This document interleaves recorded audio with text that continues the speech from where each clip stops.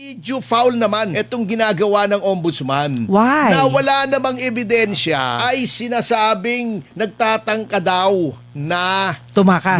tumakas. Oh. Si Martin Romualdez. Hindi naman daw totoo, sabi ng abogado. Totoo yan, ba't ayaw niyang sabihin ni Calabano?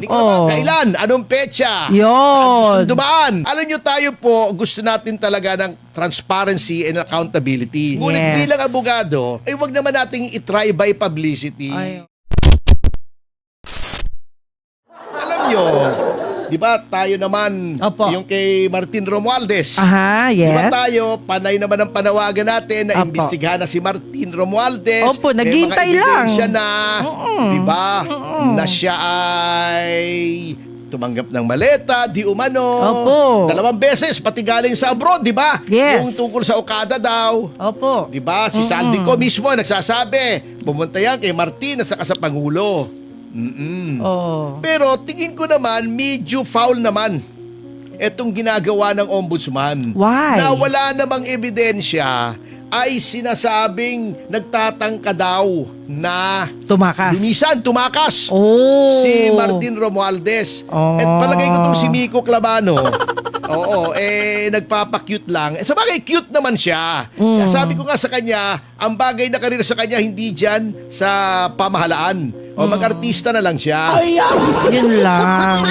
Bakit Oo. siya nagsasalita ng ganon? Parang matibag din ito eh. Ano ba itong ugali ng mga opisyal ng administrasyon na ito? Si Matibag, may assassin daw. Wala namang ebidensya, hindi naman masabi. Etong si Calabano, mayroon daw silang mga impormasyon na ilang beses na tinangkang lumisan ni Martin Romualdez.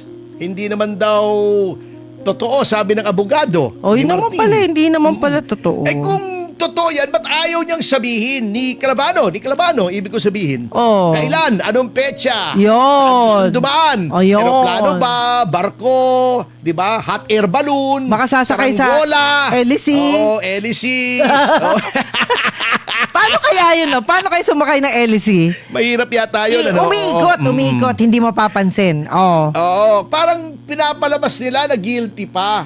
Guilty na si Martin Romualdez. Alam nyo, tayo po, gusto natin talaga ng transparency and accountability. Ngunit Yes. bilang abogado, ay wag naman nating itry by publicity. Ayun. Yung mga ganyang tirada na parang pinalalabas nyo kaya gustong umalis ay guilty. Wag naman unahan. po. Kasi labag yan sa presumption of innocence. Ayun. Diba? Yun lang. Hindi naman siguro idol ni Martin Romualdez si Ping Lacson.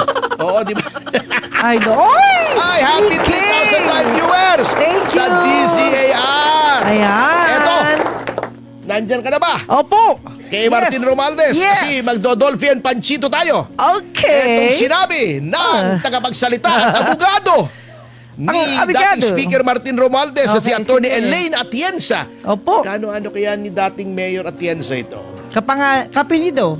Tignan natin, hindi ko ba nakikita. I-google mo nga kung ang suot niya yung t-shirt na bulaklakin. Baka Sigurado. magkama sila. Ayun ba? Ayun ba yung dress code nila? Oo. Okay, Tingnan, sige. Ito. Etong Opo. sabi. Etong sabi ni Attorney Elaine Atienza. Okay. Sa- Eto, tagalogin mo ha. Sige po.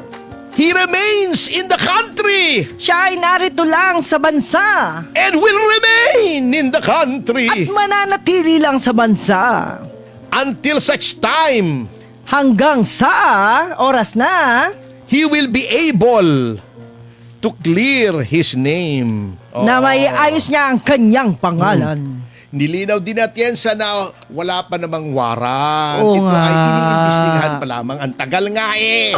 Di ba sabi nyo, hitik na, hinug na, anyari. Sino pa magwawarant dyan? NBI? Ulit? Hindi, ang korte lagi Korte ang na. warrant. Ah, Ang okay. magpa-file ng information, yung ombudsman, kasi nasa ombudsman. Oh, yun kasi na. public official siya. Opo. At because of the gravity of the offense. May ombudsman pala dyan. Kasi nabasa ko, hindi. Meron naman. Nabasa ko. Inquiry lang nga, pero meron. Nawala na daw yan eh. Tinanggal na raw sa lista yung ombudsman eh. Ganun ba? Sabi lang nung nabasa ko. Pasensya na po. Okay. Oo, eto pa. Opo. Eto ang sabi ni Attorney Sheila Atienza. Mm. The law does not follow. Ang batas ay hindi sumusunod. The noise of accusations. Ang ingay ng inyong bintang. Yan! bintang. Gumagaling tayong mag-translate. Ang bintang ay mula sa Vietnam. Ay, Indonesia! Indonesia pala. Ito ba? Ayan, okay. Ito, huli na to. It merely follows Yan ay sumusunod lamang. the weight of the evidence. Ang timbang ng ebidensya. Napakaganda ng translation ngayon.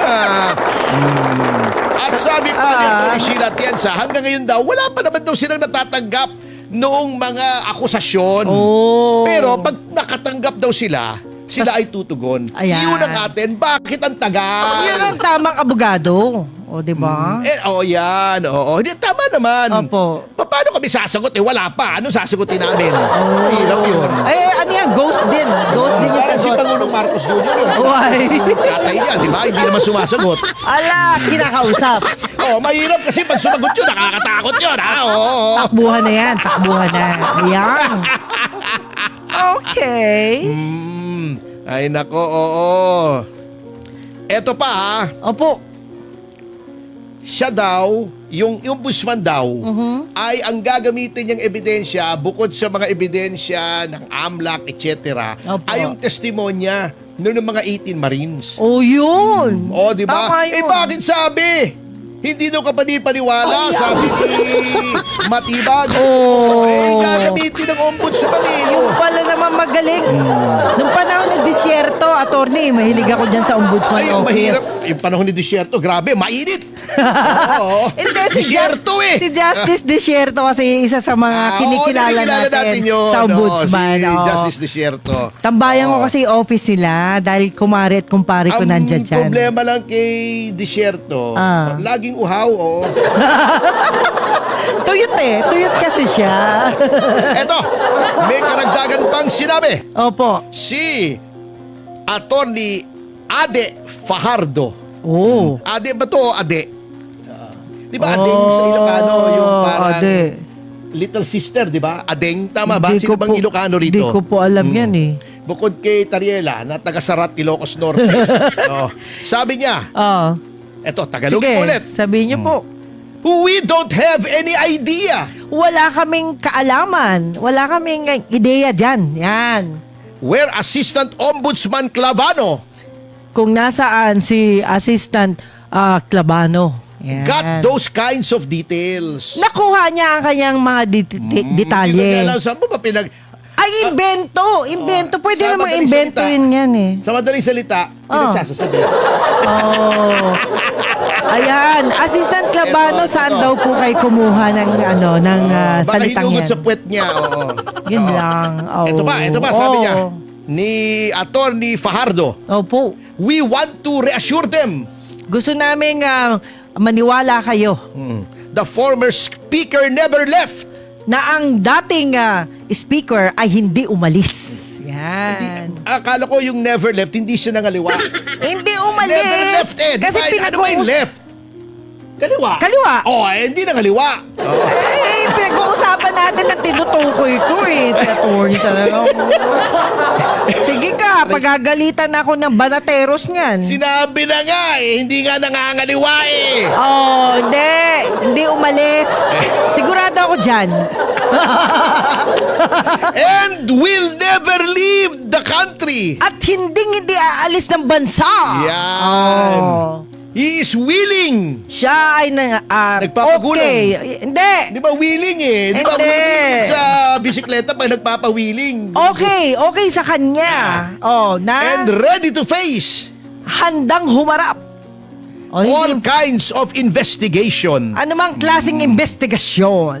Yan.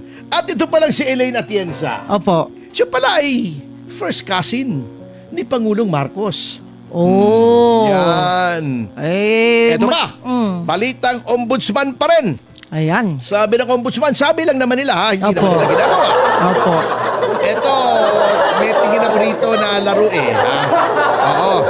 na patuloy daw kasi yung investigasyon ni Senators Joel Villanueva at presiding officer ng impeachment court Francis Escudero. Oh. Alam mo, ayoko sanang maging malisyoso. Kaya Oo. malisyoso talaga ako. Wala tayong magagawa eh. Ha? Oo. Ganyan ka na talaga. Oo. Ang tingin ko kaya ina-announce ito. Nung araw na pa. Iniimbestigahan pa pero hindi pa tinutuluyan. Masyado silang nasa diplomatic corps. Ayun. Puro amba. Diba? Opo. Ambassador sila. Puro amba. Oh, tinatry mo na nila reaction mo. Oh, at saka ginagamit nilang panakot. Oh, Ayun. iniimbestigahan namin kayo. Umayos kayo dyan sa impeachment court. Ha? Ayan. Hindi, yari kayo. Kulong kayo. Ayan, ayan na. Ano yung ginagawa namin? Kaya Tano, tinatakot na namin. Oh, di ba? Oh. Kayo naman, oh. Alam na natin yan. Oh, matagal ng takot. Oo.